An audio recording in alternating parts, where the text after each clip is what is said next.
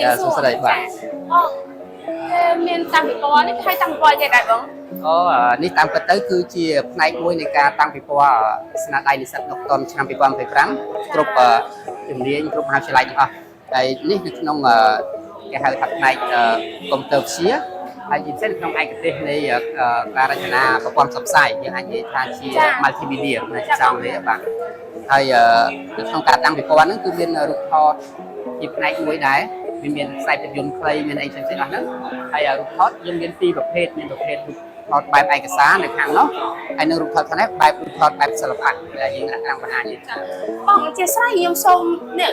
សូមឡើងជួយណែនាំតិចមើលតើរូបភាពទាំងអស់មានរូបមួយណាដែលចំណុចពិសេសមែនតើដោយសារតែខ្ញុំមើលកន្លងមកមើលមិញទៅដែរខ្ញុំលេចឃើញខ្ញុំសូមទាំងអស់ស្ទើរតែមានរូបភាពចាប៉ុន្តែហេតុអីមិនទៅសូមនេះបងខ្ញុំមើលទៅអត់មានរូបអីខ្ញុំមកតាំងតែចំណុចផ្នែកតាំងត្រង់ណាហើយក៏មានអាកំបាំងត្រង់ណាដែលយើងត្រូវមើលហើយក៏មានលេខកូដអីទៅបងបាទអត់ទេតាមពិតទៅធានបត់ពិព័រណ៍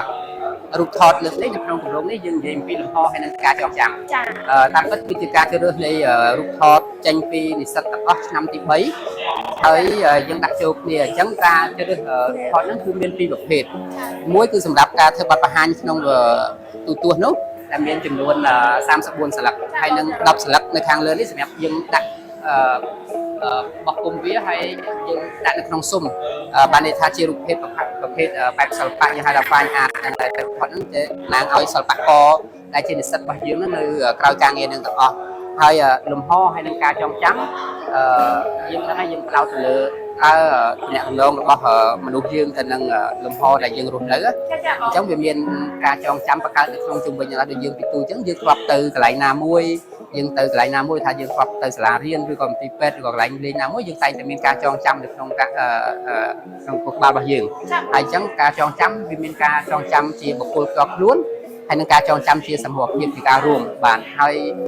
យើងទាំងអស់គ្នាពេលខ្លះគេថាការចងចាំវាអាចមានន័យមួយទៀតស្មើនឹងការភ្លេច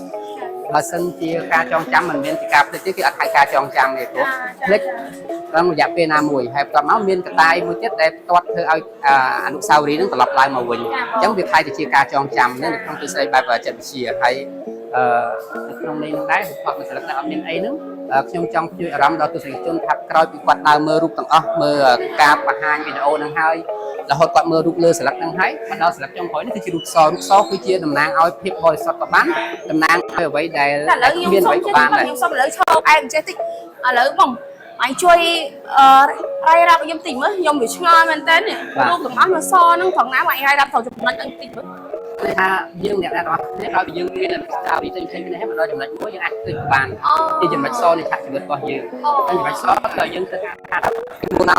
ដែលយើងបានដើរនៅក្នុងអតីតកាលមកដល់កន្លែងណាយើងចាំបានអីគេខ្លះអញ្ចឹងជាកន្លែងនោះគឺយើងអាចសួរខ្លួនឯងចឹងយើងដល់កន្លែងណាយើងនិយាយអីហើយនឹងហើយគឺជាដំណើរការចងចាំពេលរូបស្លឹកសហើយក្នុងអាទិដែលយើងដាក់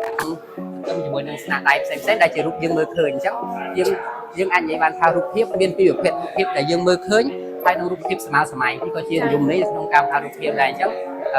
រូបសនេះមិនមែនថាយើងអត់ទេវាមានគឺបានអញ្ចឹងគាត់ទៅជារូបភាពដែរហើយទាំងអស់ហ្នឹងដែលយើងធ្វើឲ្យទស្សនិកជនរបស់គាត់មានការគិតចារណាទៅលើចំណុចរបស់ហ្នឹងដែរបាទបងចាំជាចុងក្រោយឥឡូវខ្ញុំចង់សួរបងតើបងមានសំណុំពរអ្វីឬក៏ដល់និស្សិតគាត់មានការចាប់អារម្មណ៍នេះកាន់តែច្រើននៅលើសម័យ digital យើងណារូបភាពអីហ្នឹងហើយព្រោះឥឡូវយើងនិយាយមកយើងនៅក្នុងសង្គម digital ហើយសម្រាប់អ្នកដែលនៅក្នុងការច្នៃប្រឌិតអីផ្សេងៗក៏យើងអាចចោលបានដែរអញ្ចឹងហើយមិនថានិស្សិតអ្នករៀនខាងផ្នែករចនាតែយើងអស់គ្នាដែលជាពលរដ្ឋហ្នឹងក៏យើងទៅស្វែងយល់ពីអត្ថប្រយោជន៍របស់